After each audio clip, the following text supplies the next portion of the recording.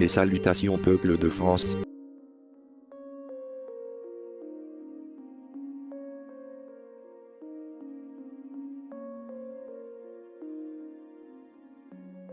fondement même du contrôle mental va partir de l'Institut Tavistock, d'abord de la clinique de Tavistock, d'abord, parce que les vraies expériences de Tavistock, faites initialement par les nazis, justement, vont être reprises par cet institut qui va travailler de manière un peu plus approfondie sur la chose et qui va développer après toute la technique de ce qu'on appelle le dépatterning, c'est-à-dire comment reconditionner le cerveau, etc. Et à partir de là, comment on peut obtenir le consentement d'une personne tout en en la manipulant et tout en la mettant dans un état de soumission volontaire, de servitude volontaire. Donc Tavistock, c'est un réseau qui est très important parce que Tavistock travaille avec Nestlé, travaille avec l'Union européenne, travaille avec le MIT, la Rand Corporation, etc. Donc on ne peut pas dire que Tavistock, c'est rien aujourd'hui.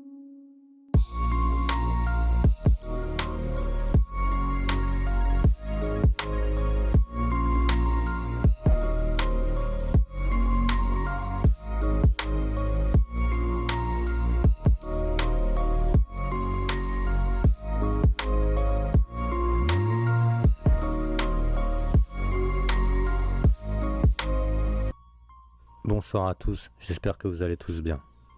Les médias dissidents évoquent, dans le cadre d'une gouvernance mondiale, les organisations mondialistes dont le groupe Bilderberg, la Trilatérale, le CFR, etc. Mais dans le but d'une compréhension globale, les instances et fondations chargées de concevoir ces programmes de manipulation des masses en fonction des objectifs définis par ces organisations mondialistes ne doivent surtout pas être négligées ni sous-estimées. Au-delà du noyau central du pouvoir, du sommet de la franc-maçonnerie et du second cercle, constitué par les organisations mondialistes, se trouve un troisième cercle de pouvoir, constitué par les fondations et associations philanthropiques, comme la Rockefeller Foundation, la Fondation Ford ou le Tavistock Institute, dont nous allons parler ce soir.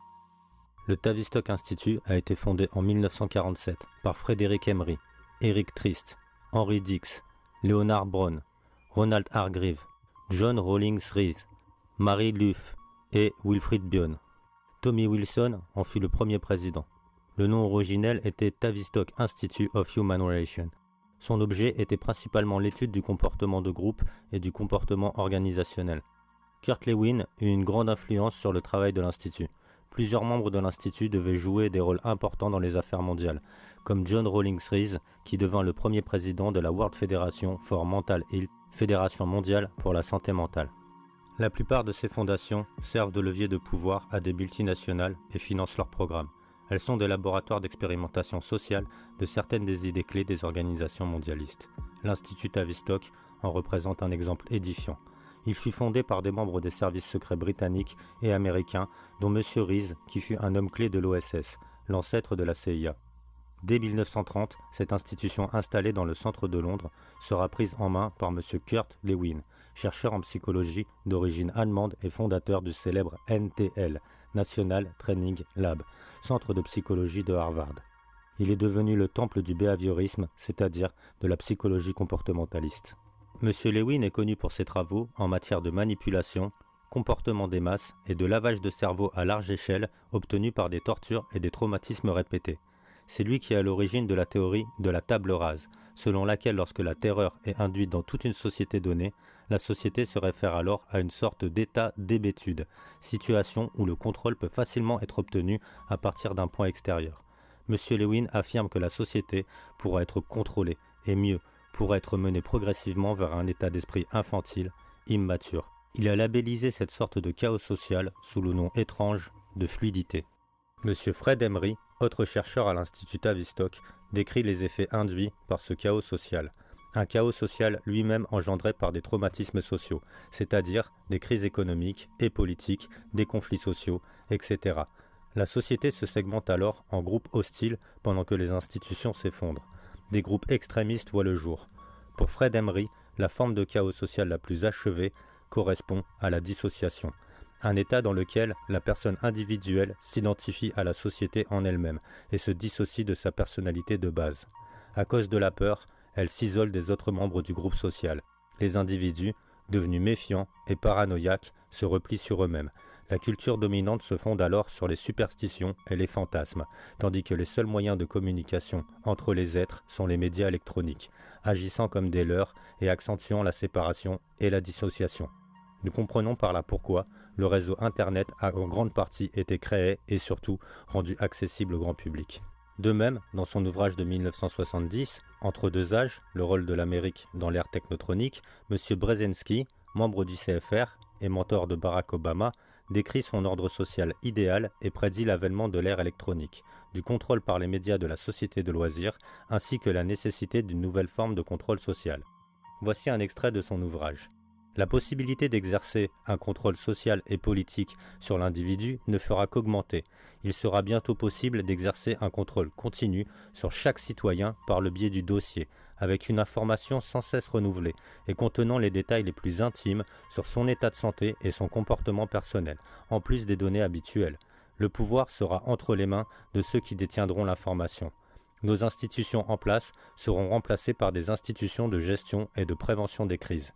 Leur tâche sera d'identifier à l'avance les crises sociales et de développer les programmes pour y répondre. Les personnalités officiant à l'Institut Tavistock se sont consacrées pendant et après la Seconde Guerre mondiale aux recherches en matière de guerre psychologique, travaillant d'abord pour le compte de l'OSS, puis de son successeur la CIA.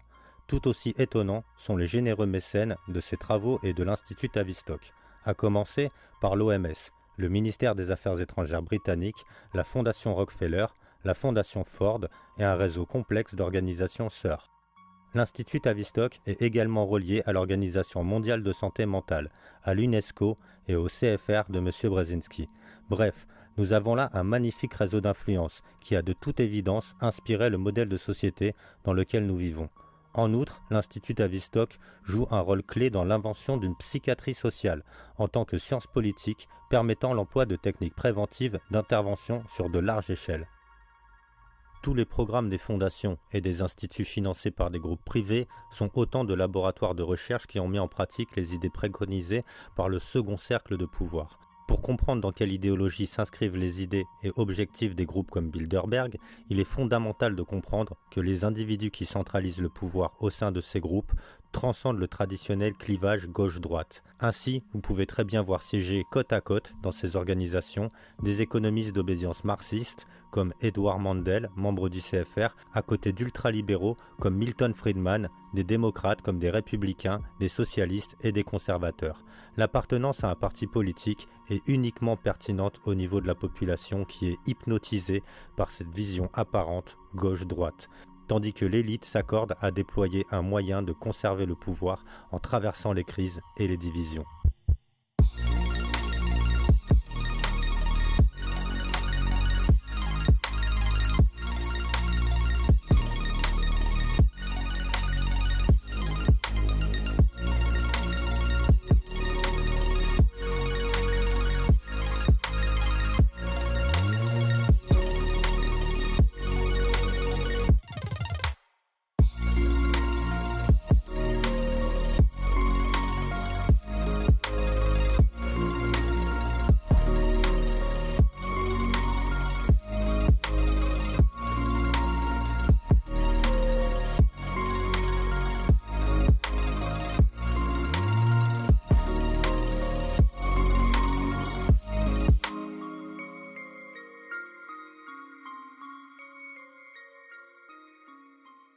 L'Institut Tavistock est une organisation indépendante à but non lucratif qui cherche à associer les recherches en sciences sociales aux pratiques professionnelles. Les problèmes de création, de conception d'institutions et de changement d'organisation sont abordés dans tous les secteurs. Gouvernement, industrie et commerce, santé et bien-être, éducation, etc. au sein des nations ou internationalement. Et les clients vont des multinationales à de petits groupes communautaires. Le secteur du développement a toujours utilisé une approche comportementale pour l'évaluation de programmes nouveaux et expérimentaux, concernant particulièrement la santé, l'éducation et l'essor des communautés, ce qui a fait naître de nouvelles formes parallèles aux programmes classiques de conférences sur les relations entre les groupes. L'Institut possède et édite le journal mensuel Relations humaines, et il a récemment lancé un nouveau journal qui se nomme Évaluation. Trois éléments se combinent pour faire de l'Institut un cas inhabituel, si ce n'est unique. Il possède son indépendance, car elle s'autofinance intégralement, sans subside d'un gouvernement ou d'autres sources. Son orientation en action de recherche le place à cheval sur les domaines de l'université et du cabinet conseil, mais pas dedans. Et son éventail de disciplines inclut l'anthropologie, l'économie, le comportement des organisations, les sciences politiques, la psychanalyse, la psychologie et la sociologie. L'idéologie des fondations américaines a été créée à Londres par l'Institut Tavistock des relations humaines. En 1921, le duc de Bedford et le marquis de Tavistock léguèrent un bâtiment à l'Institut dans le but d'étudier les effets du traumatisme sur les soldats britanniques ayant survécu à la Première Guerre mondiale. Son but était d'établir le point de rupture d'hommes en état de stress, sous la direction du bureau de l'armée britannique pour la guerre psychologique dirigé par Sir John Rawling Rees. L'Institut Tavistock a son quartier général à Londres. Son prophète, Sigmund Freud, s'est installé à Maresfield Gardens quand il a déménagé pour l'Angleterre. La princesse Bonaparte lui fit cadeau de la demeure. Le travail de pionnier de Tavistock en sciences du comportement, selon les directives freudiennes du contrôle des humains, est en fait le centre mondial de fondement d'idéologie. Son réseau s'étend aujourd'hui de l'Université du Sussex jusqu'aux US, par le Stanford Research Institute, Esalen, le MIT, Massachusetts Institute of Technology, Hudson Institute, Heritage Foundation Center of Strategic and International Studies de Georgetown, où est formé le personnel du département d'État, les services secrets de l'US Air Force et les sociétés The Rand et Mitre. Le personnel des sociétés est tenu de subir un endoctrinement dans l'une ou l'autre de ces institutions contrôlées par Tavistock. Un réseau de groupes secrets constitué de la Mount Penryn Society, la Commission trilatérale, la Fondation Ditcheley et le Club de Rome sert de canal d'instruction au réseau Tavistock. L'Institut Tavistock a mis au point d'imposantes techniques de lavage de cerveau qui ont été au départ utilisées expérimentalement sur les prisonniers américains de la guerre de Corée. Ces expériences de méthodes de contrôle de foule ont été largement utilisées sur le public américain. Agression furtive mais néanmoins scandaleuse contre la liberté humaine en modifiant le comportement individuel par une psychologie ciblée. Un réfugié allemand, Kurt Lewin, devint directeur du Tavistock en 1932. Il arriva aux États-Unis en 1933 en tant que réfugié, le premier de nombreux infiltrés, et fonda la clinique de psychologie d'Harvard, d'où est originaire la campagne de propagande pour monter les Américains contre l'Allemagne et les impliquer dans la Seconde Guerre mondiale. En 1938, Roosevelt signa un accord secret avec Churchill qui cédait dans les faits la souveraineté des États-Unis à l'Angleterre, parce qu'il prévoyait de laisser la direction des opérations spéciales, service secret britannique, contrôler les politiques américaines. Pour mettre en œuvre cet accord, Roosevelt envoya le général Donovan à Londres pour qu'il soit endoctriné avant de mettre sur pied l'OSS, Office Strategic Service, sous l'égide de la direction des opérations spéciales et du service de renseignement britannique. La totalité du programme de l'OSS, ainsi que celui de la CIA, a toujours fonctionné sous les directives établies par l'Institut Tavistock. L'Institut Tavistock est à l'origine des raids massifs de bombardement sur les civils menés par Roosevelt et Churchill dans un but de pure expérimentation clinique de la terreur sur les masses, avec archivage des résultats après observation de la réaction des cobayes dans des conditions de laboratoire contrôlées. Toutes les techniques du Tavistock et de la Fondation américaine ont un but unique: briser la force psychologique de l'individu et le rendre impuissant à s'opposer aux dictateurs de l'ordre mondial. Toutes les techniques qui aident à briser l'unité de la famille et les principes religieux familiaux inculqués, l'honneur, le patriotisme et le comportement sexuel, sont utilisées par les scientifiques du Tavistock comme armes de contrôle des masses. Les méthodes de psychothérapie freudienne induisent une maladie mentale permanente par déstabilisation de la personnalité chez ceux qui subissent ce traitement. On conseille ensuite à la victime d'établir de nouveaux rituels d'interaction personnelle, c'est-à-dire de s'offrir de brèves rencontres sexuelles qui en fait laissent les participants à la dérive, sans relation personnelle stable dans leur vie, en détruisant leur capacité à créer une famille ou à y subvenir.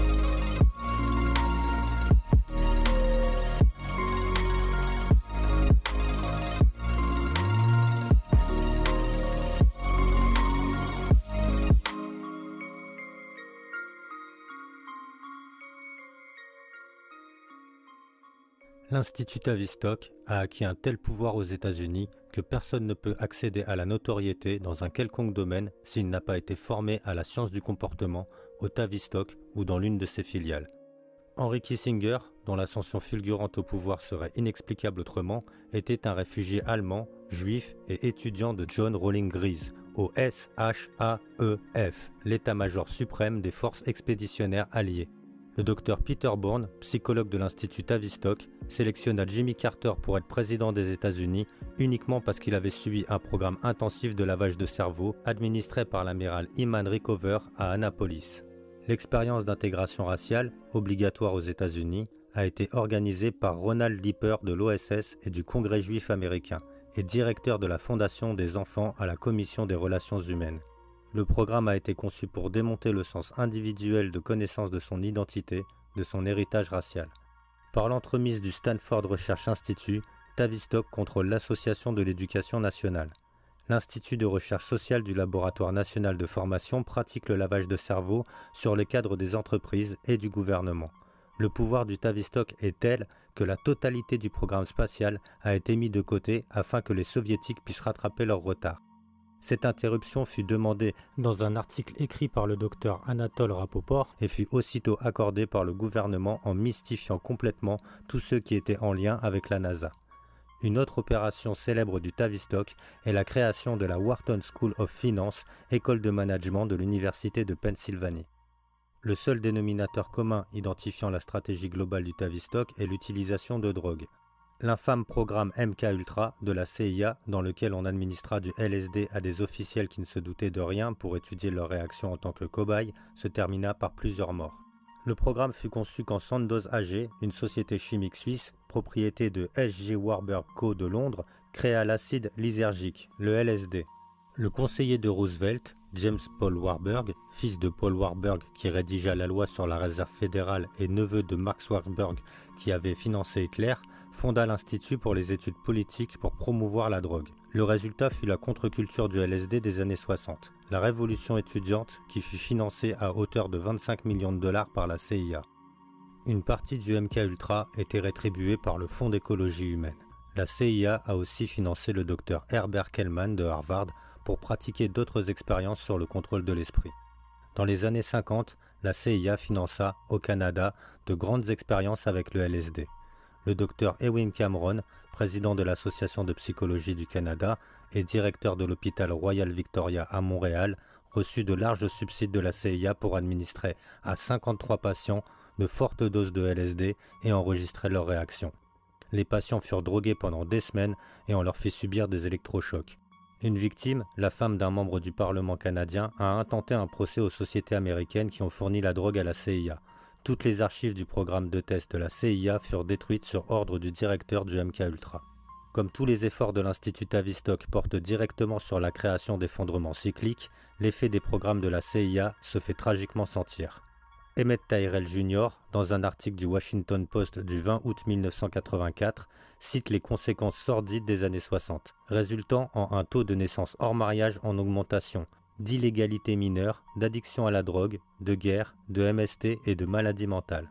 Leur agence principale, l'Institut pour les études politiques, a été financée par James Paul Warburg. Son cofondateur s'appelait Marcus Raskin, le protégé de McGregor Bundy, président de la Fondation Ford. Bundy avait nommé Raskin au poste de représentant personnel du président Kennedy au Conseil de sécurité nationale et finança en 1963 les étudiants pour la société démocratique qui permit à la CIA de faire fonctionner la culture de la drogue. L'Institut Tavistock fait fonctionner aujourd'hui un réseau de fondations de 6 milliards de dollars aux États-Unis, toutes financées par l'argent des contribuables américains. 10 institutions majeures sont sous son contrôle direct avec 400 filiales et 3000 autres groupes d'études et des groupes de réflexion qui créent de nombreux types de programmes pour accroître le contrôle de l'ordre mondial sur le peuple américain. Le Stanford Research Institute, en lien avec l'institution Hoover, fonctionne avec un budget de 150 millions de dollars annuels et 3300 employés. Il réalise un programme de surveillance pour Beth Shell, Kaiser, plus 400 autres sociétés et de vastes opérations de renseignement pour la CIA. C'est la plus grande institution de la côte ouest qui encourage le contrôle de l'esprit et les sciences du comportement. L'une des agences clés dans le guidage d'instructions secrètes provenant du Tavistock est la Ditchley Foundation, fondée en 1957. La branche américaine de la Ditchley était dirigée par Cyrus Vance, ancien secrétaire d'État et directeur de la Fondation Rockefeller, et Winston Lord, président du Council for Foreign Relations. L'un des principaux rôles méconnus de la Fondation Rockefeller était de contrôler techniquement l'agriculture mondiale. Son directeur, Kenneth Vernimont, mit au point des programmes agricoles contrôlés au Mexique et en Amérique latine.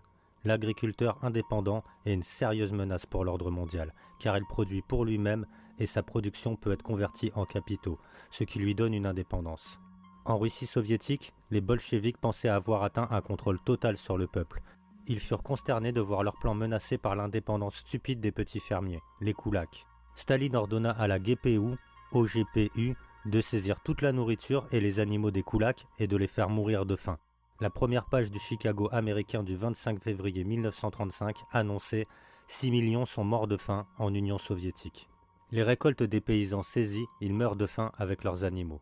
Pour détourner l'attention de cette atrocité, on fit circuler plus tard que c'était les Allemands et non les Soviétiques qui avaient tué 6 millions de gens, chiffre récupéré sur le gros titre du Chicago américain par un publiciste de Chicago. Le Parti communiste, le Parti des paysans et des ouvriers ont exterminé les paysans et mis les ouvriers en esclavage. De nombreux régimes totalitaires ont découvert que le petit fermier était leur plus gros obstacle. En France, le règne de la terreur fut dirigé non pas contre les aristocrates, dont une bonne partie y était favorable, mais contre les petits paysans qui refusaient de retourner leur blé aux tribunaux révolutionnaires en échange d'assignats sans valeur. Aux États-Unis, les fondations sont présentement engagées dans le même type de guerre d'extermination contre les fermiers. La formule traditionnelle de terre plus travail pour le fermier a été changée en raison du besoin du fermier d'acquérir du pouvoir pour acheter des biens industriels nécessaires à ses opérations agricoles. En raison de ce besoin de capitaux, le fermier est spécialement vulnérable à la manipulation des taux d'intérêt de l'ordre mondial qui le mettent sur la paille. Exactement comme en Union soviétique, au début des années 30, quand Staline ordonna aux koulaks d'abandonner leurs petites parcelles pour vivre et travailler sur les fermes collectives, le petit fermier américain fait face à ce même type d'extermination, étant obligé d'abandonner son lopin de terre et de se faire embaucher par de grands trusts agricoles.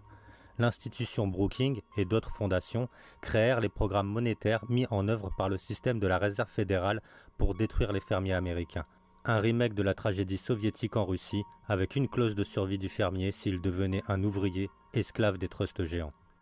Dès que le citoyen prend conscience du vrai rôle des fondations, il peut comprendre les taux d'intérêt élevés, les fortes taxes, la destruction de la famille, la dégradation des églises pour en faire des forums pour la révolution, la subversion des universités transformées en cloaques d'addiction par la drogue de la CIA et les couloirs du gouvernement transformés en égouts d'espionnage international et d'intrigue. Le citoyen américain peut aujourd'hui comprendre pourquoi tous les agents du gouvernement fédéral sont contre lui. Les agences du New Deal, le FBI, l'IRS, la CIA et le BATF doivent faire la guerre aux citoyens pour réaliser les programmes des fondations. Les fondations sont en violation directe de leur statut qui les engage à accomplir des œuvres de charité, puisqu'elles ne font pas de dotations qui ne participent pas à leur but politique.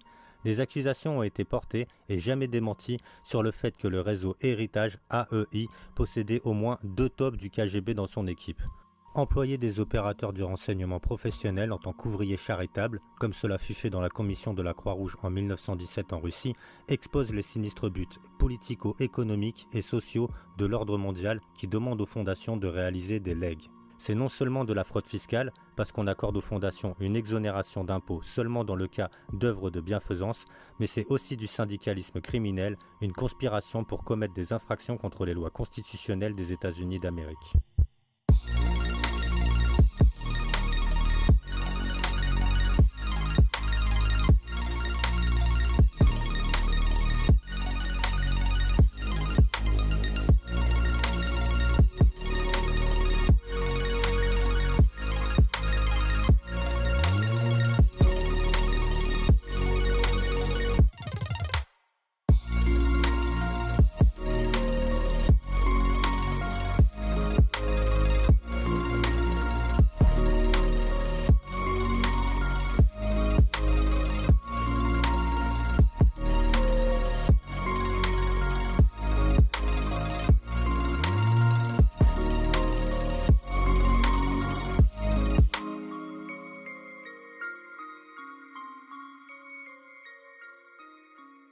On a longtemps opposé la petite lumière occidentale et le reste. En réalité, nous voyons bien que le monde entier est entré dans la matrice de l'Occident et de sa culture graisseuse, basique et politiquement correcte, et que le monde entier va en crever. Ce sera à coup de cinéma puéril en 3D, de jeux vidéo sadiques bons pour les tueurs de masse, de soap-opéra pour sourdes muettes, de magasins bourrés de sucreries et de best-sellers sélectionnés par BFM TV et tous ses clones. Partout les mêmes effets sur des masses sans nation ni idéaux. Comme le disait déjà le sociologue Adorno, la répétitivité, la redondance et l'ubiquité qui caractérisent la culture de masse moderne tendent à automatiser les réactions et à affaiblir les forces de résistance de l'individu. Qu'il s'agisse de Lady Gaga, du bouquin Millennium, du jazz, du rap, de la peinture genre Peace Christ ou même du film Avatar, rien n'est fortuit. Ce n'est pas le fruit des goûts du public ou du génie naïf de ses réalisateurs. Cette culture n'est plus chrétienne, n'est plus enracinée dans l'histoire d'un peuple ou dans un sol. Elle est liée au conditionnement de masse. Elle est abstraite et massifiée.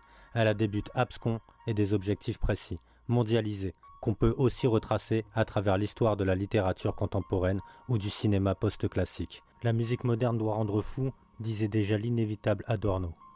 Le jazz imposé partout a été fabriqué à l'époque de Gershwin et il a sciemment remplacé les négros spirituels traduits par la grande Marguerite Yourcenar.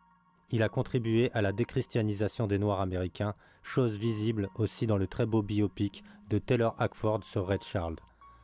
Ces Noirs américains ont été rendus teigneux par le système des années 60. Alain Danielou, le frère hindouiste du cardinal, l'observait déjà dans ses mémoires. Quant aux rappeurs, ils ont accompagné le million de jeunes noirs tués pour quelques trottoirs de drogue. On sait depuis longtemps que comme le rock, la culture beatnik a été lancée et encouragée pour détourner les plus entreprenants de la politique. L'intronisation des drogues et de la contre-culture correspond à un projet policier et politique, tels que les projets MKUltra, Control Pro, Artichoke, dont Hollywood s'inspira peu et mal à une époque plus contestataire.